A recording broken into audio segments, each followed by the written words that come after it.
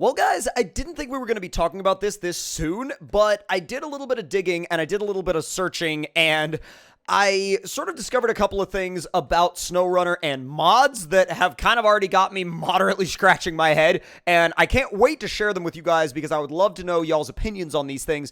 But also, let me know in the comment section below what mod from MudRunner you would like to see converted over into SnowRunner. And with all of that being said, let's go ahead and dive into our SnowRunner topics today. Now, the first thing I want to go over is the fact that the mod.io page for SnowRunner is actually already live, which is kind of strange and kind of odd, but it also makes sense because they're probably testing things to make sure it all works properly before the game comes out. And as you can see there, you are right, there are two mods that are already on there available for download. They're both Chameleon Hum mods, and it's the Harley-Davidson Fat Boy and the M134 minigun thing. Now, those are both kind of odd mods, especially the Harley-Davidson, and that one was, I'm sure, a direct conversion over from MudRunner, and you can actually see some really interesting specifics about these mods when you actually click on them directly.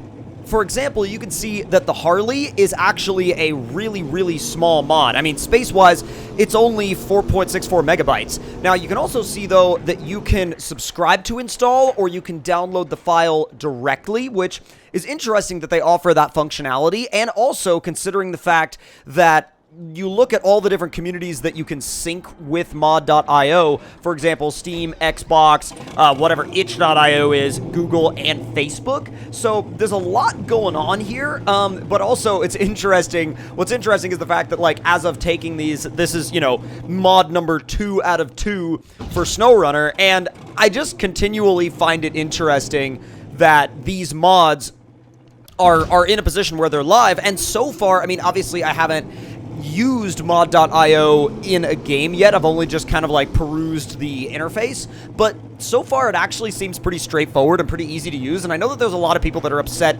about the fact that, you know, the Steam Workshop won't be a part of this whole experience. And I think a lot of that comes down to, for one, people not liking change, but for two, that also comes down to people being scared that they won't have the same kind of functionality or the same kind of ease of use that they had before, and they're all sort of, you know, blaming the whole, like, I hate the Epic Store, which, to be fair, I don't think the Epic Store is, I don't really like the Epic Store either. I mean, the Epic Store is the Epic Store, and it is what it is, and I think we're just going to have to deal with it as players of this franchise. But as far as mod support and mod functionality goes, I think mod.io is going to be a decent place to start, as long as the security is there. Now, if you watched some of my recent videos with Frog, you'll know that we talked a lot about mod security and things like that, little details here and there.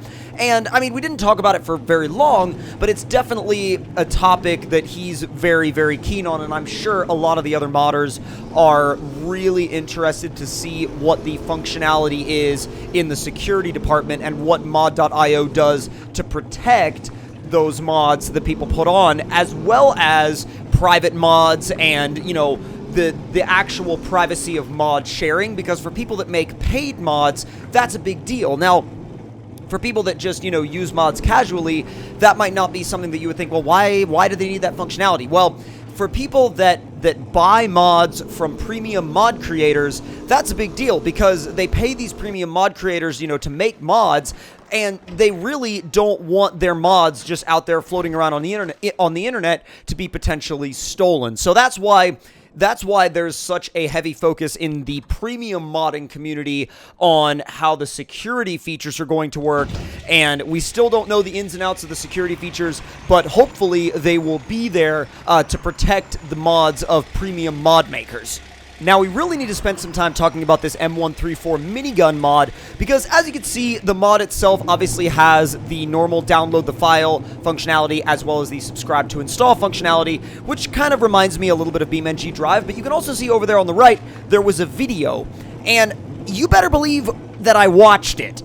Now, in fairness to Chameleon Hum, I'm actually not going to be showing the entire video. I'm just going to be showing little snippets and pieces of it here and there. If you would like to see this full video, there will be a link in the description box below to where you can check it out. But as you can see, he's playing SnowRunner and driving this thing around in SnowRunner, and I'm sure, again, that was due to the fact that they reached out to developers or mod developers early on to not only get their feedback, but allow them to start to get some of their mods into the game a little early, and from the looks of what we can see here, he got it into the game potentially quite early, and I'm really excited to see what comes out of everything as we sort of continue on here. But I'm very interested to see, again, where all this goes. But I'm also going to leave a link in the description down below to the mod.io links, so you guys can sort of get a feel for that interface as well. Now, here's where I want to hear from you guys. Here's where I want to hear from you guys and hear your opinions in the comments below, since we really are getting close now to SnowRunner, and we really are getting sort of to a boiling point where people are really like, let me get my hands on it right now. Let me get my hands on the game. Let me get my hands on the game. Like, I need it right now, right now, right now. Like, I'm so... You know, people are basically like, I'm so fed up with waiting. I need this game immediately. And on one hand, I see where they're coming from, especially because right now people obviously have to stay at home. So that's another big thing. It's like, they're just like, oh, for God's sake, give me SnowRunner right now.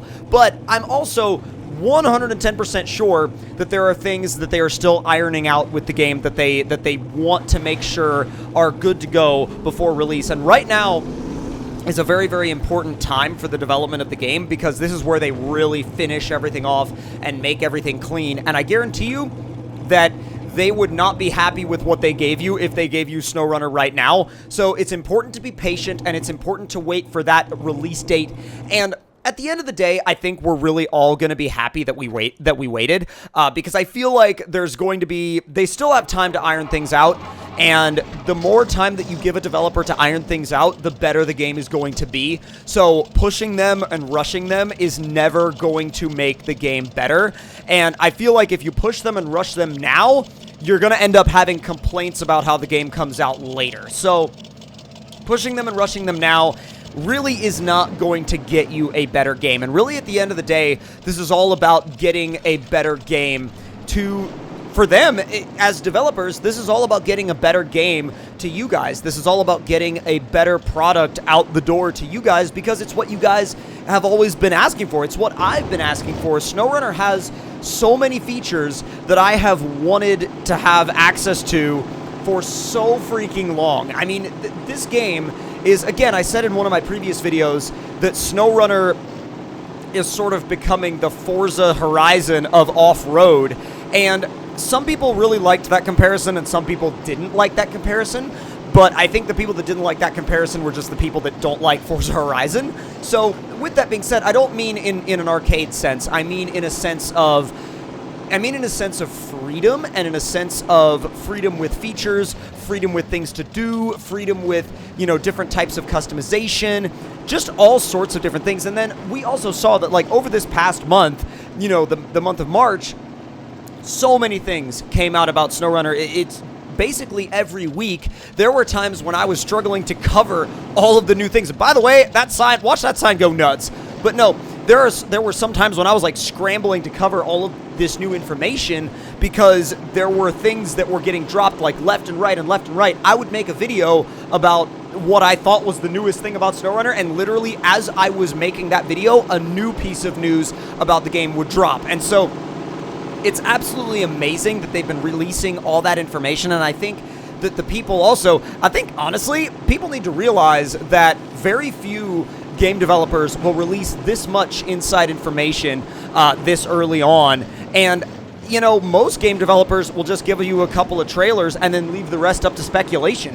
Whereas the developers of SnowRunner were like, okay, you want to know more? Here you go. No more. You know what I mean? Like, here's all of this new information for you to know, and here's all of this new information for you to discover about this game that you're clearly very, very excited about, and we're going to recognize that and give you all of this new information. So, with all of that being said, I'm so excited not only to see where this game goes, but to see where the community takes it. And I think exploring mod.io is definitely one of the biggest steps that people are going to have to take, you know, to move into SnowRunner in terms of modding, because again, it's not the Steam Workshop. And while the Steam Workshop has always been the Steam Workshop that we know and love, it's also been a Steam Workshop with issues and problems and things that need to get worked out. And so Steam Workshop is not without fail, and it's not without issue. And I think, you know, saying that the Steam Workshop is perfect and it's the best platform, you know, for mods ever